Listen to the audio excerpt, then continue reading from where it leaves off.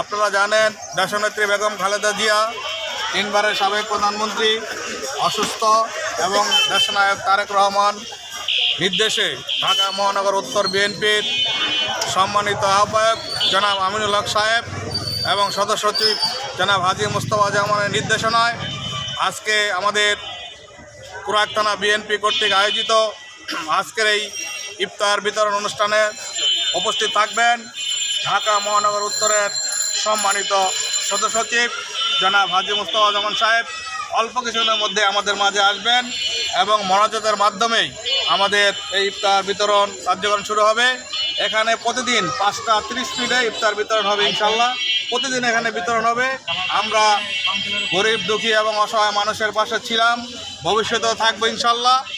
আপনাদেরকে একটু ধৈর্য ধারণ করার জন্য অনুরোধ করছি। 15 মিনিটের ভিতরে আমাদের ইফতার বিতরণ শুরু হবে, আপনারা একটু দাঁড়ান। ইনশাল্লাহ প্রতিদিনই আমাদের এখানে ইফতার বিতরণ হবে।